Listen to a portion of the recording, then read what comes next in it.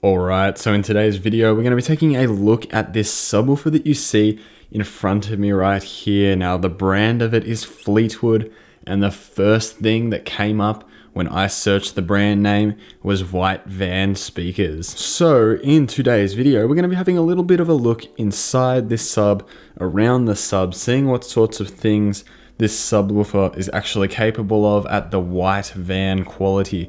Now, I can tell you right now, the first thing I did when I got this home is use these wires here, plugged it into my mini SMSL amp that I have at my computer, and the first thing it did is put that amp straight into Protect.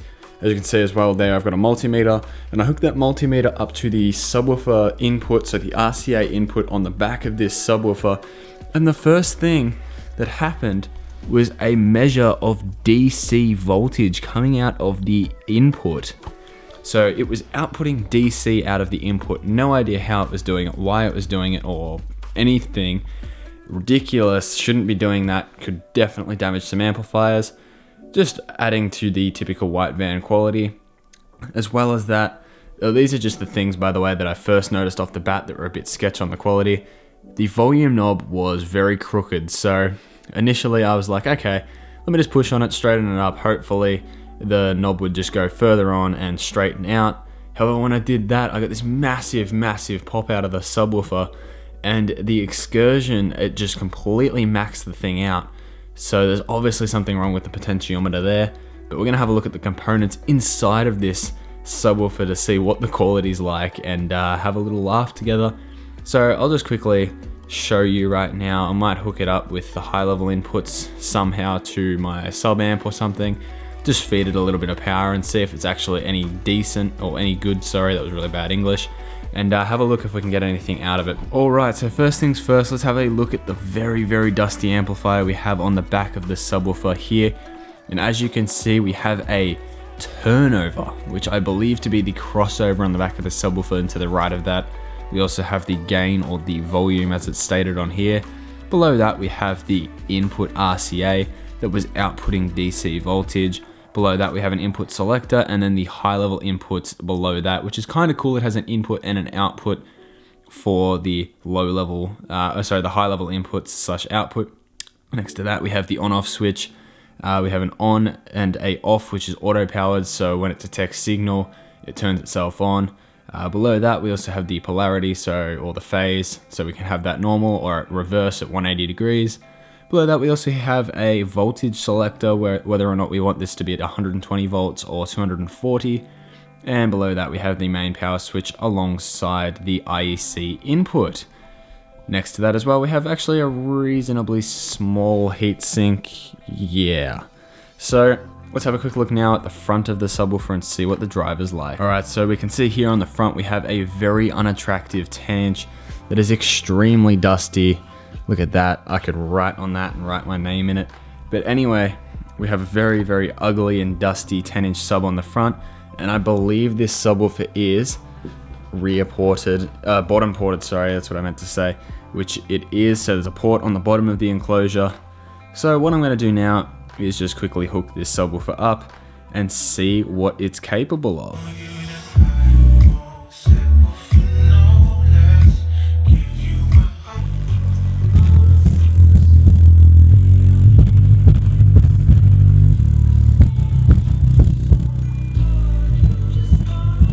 Alright, so as you will have been able to see in that first video there, that there's a ton of air leaking, and the first thing I did was, okay, the screws are loose, so they've been stripped out.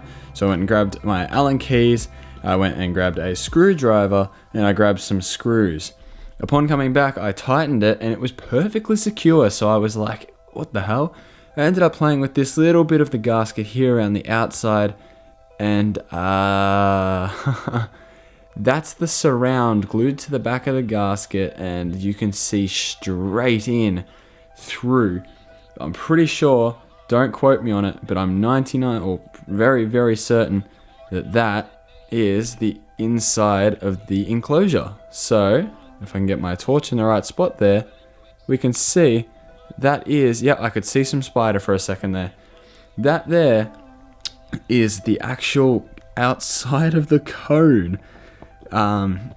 or the outside of the surround, my apologies for that, has lifted off, which looks like it has absolutely zero glue on it from sticking the surround to the actual basket. So that is absolutely ridiculous. I don't know how that passes quality control.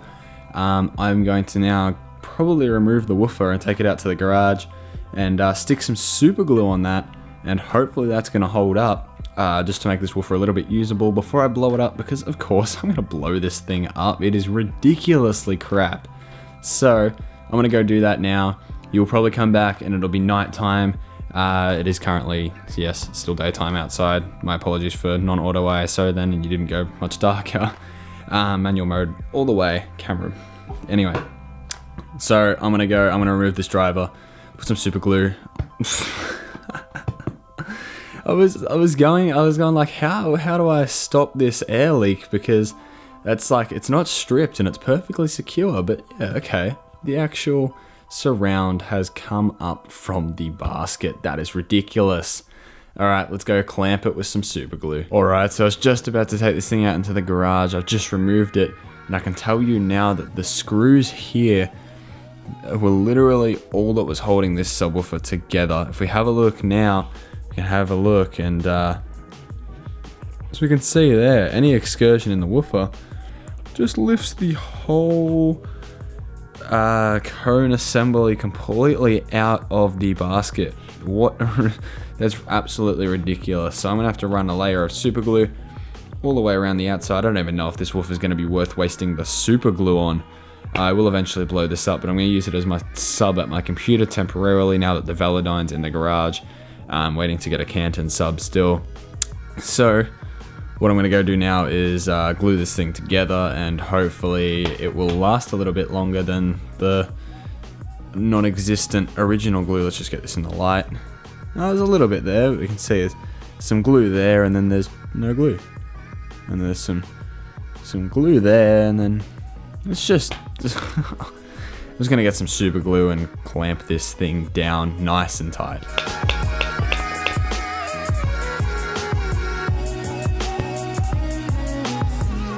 Geez, you can instantly see the difference between my phone's camera and my DSLR. Well, my new lens is finally here, and I have a Canon 17 to 55 f2.8 lens.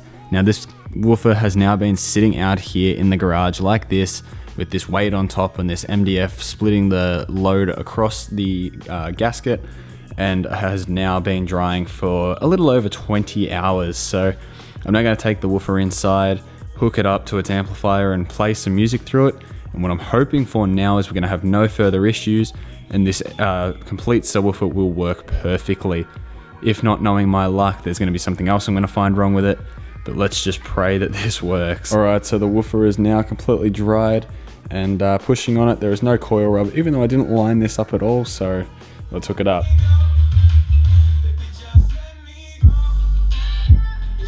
Alright, so now with it being the next day, the glue's dry, we can hear that the air leaks have decreased a fair amount.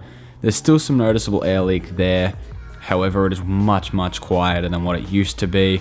But anyway, I'm going to be using this at my computer, and I'm sure I've said this before in this video, but this is the next day, so I can't actually remember. I'm going to use this temporarily at my computer. Sorry, I'm just testing out this lens. The autofocus is absolutely ridiculous. I'm going to be using this sub here just temporarily at my PC whilst I wait for my Canton sub. Once I get that in, I'm going to do a big speaker blowout special for my 25k. I'm going to mention it at the end of this video as well. That 25k special is going to announce something huge. If I manage to reach 50,000, yes, 50,000, that autofocus, oh my goodness. If I manage to reach 50,000 subscribers, ridiculous, not gonna happen, by the end of this year, I'm gonna do something really special for you guys, and that is blow both of my trio subs. They've been sitting in my cupboard, they haven't been used. My plans are to get them reconed if I do blow them, and if I do manage to hit 50,000 subscribers by the end of this year. Again, ridiculous. But as they are right now, they're currently in a state that I'd probably call useless, in the sense that they are very low power rating, 350 watts. They take 1,000 watts clean, but the impedance is 8 ohms. It's just a really terrible impedance to work with as far as subwoofers, and being single voice coil subs as well. I'm gonna get them reconed with a dual 4 ohm, probably like try to get 800,000 watts into them, and might use them for some future project down later on. But 50,000 subscribers by the end of this year, definitely not going to happen. But I'm going to put my trios on the line. I'll mention it in that 25k special because I expect that video to do extremely well, because I'll be blowing this woofer. I'll also blow the LG woofer that I pulled out of the garage in the first place, and some other woofers that a mate of mine is giving to me, which is really generous and awesome of him. But anyway, if you guys have enjoyed this video of this subwoofer, let me know by chucking a thumbs up on this video. Man, that autofocus is way quicker on the thumbs up. Also, if you haven't already, subscribe to my channel down below in that bottom left. If you haven't already, pop a like down there in the bottom right. And with that being said, I'll catch you guys in the next video, and I hope you have enjoyed this one.